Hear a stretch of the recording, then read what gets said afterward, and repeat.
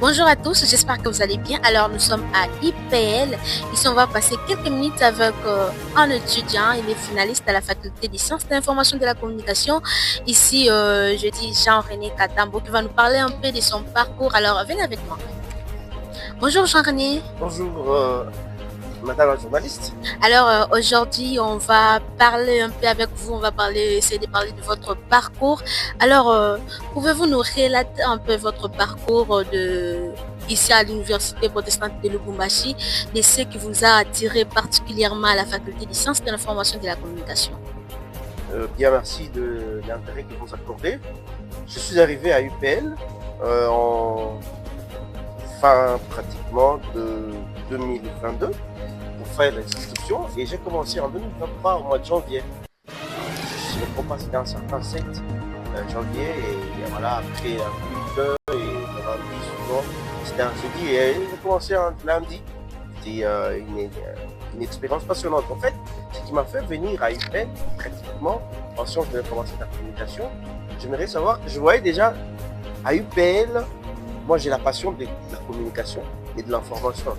J'aime bien communiquer sur ce qui se passe en société, surtout sur les sociales et l'environnement. Je voyais qu'il y avait des étudiants qui étaient déjà dans la presse, audiovisuelle, ils prestaient, ils rendaient service et ils étaient encore étudiants. Je me suis dit non mais il y a un bon système éducatif à UPL dans le monde académique. Voilà. Alors, décrivez-nous un peu votre expérience. Quels ont été des moments forts, surtout plus particulièrement à la faculté des sciences de l'information et de la communication? Oui, partant de mes expériences, de mes temps forts, puisque j'ai été promotionnel adjoint une semaine après. Donc, je crois le long de la semaine, la première semaine, j'étais... Et vous savez, c'est une responsabilité, une grande responsabilité qu'on a de partager son savoir-faire et son savoir-être et le mettre au service des autres. Ça, ce sont des temps forts. Et 1 mois, 2 mois après, je suis passé de promotionnel adjoint au promotionnel titulaire. Et là, je suis passé toujours en première promotion. J'étais délégué, je crois, 3 mois après, de tous les étudiants de ma faculté. Ce sont des moments forts.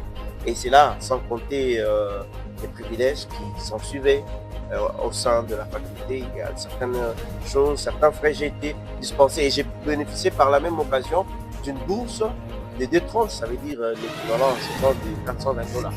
Alors, pour la troisième question, j'aimerais savoir quel regard portez-vous sur la formation en fait, que vous avez reçue à l'Université protestante de Lubumbashi. Pensez-vous que cela vous a préparé au monde professionnel? Là, j'aimerais regarder droit la caméra pour dire, écoutez, à UPL, en 2-3 mots, on fait les learning by doing. C'est en anglais, ça veut dire apprendre en faisant. Et c'est ça le regard que j'ai. C'est-à-dire, là où je suis, au moment où je vous parle, je travaille dans une boîte de communication. Donc, grâce aux compétences que j'ai acquises à UPL. Alors, si vous devriez parler de l'UPL à quelqu'un qui souhaiterait d'y intégrer, quels sont les points essentiels que vous soulèverez de l'UPL pour attirer ce gens ici?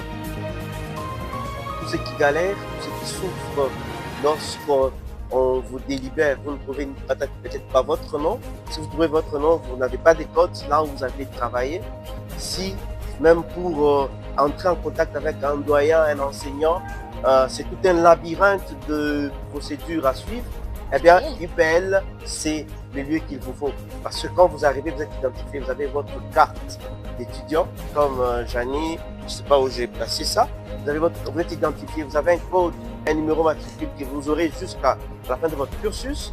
Vous avez un système de paiement de frais par tranche et cela vous permet, même si vous travaillez, vous pouvez étudier. Et lorsque vous manquez vos codes, il y a une traçabilité, il y a une plateforme où vous trouvez vos codes et vous pouvez entrer en contact avec l'enseignant. Donc, UPL, c'est le meilleur choix que vous puissiez faire pour votre carrière académique universitaire.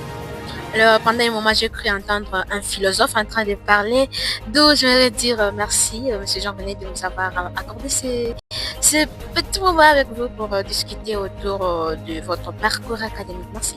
C'est moi qui vous remercie pour tout et faites de bons choix. C'est UPL. Ouais, c'est UPL.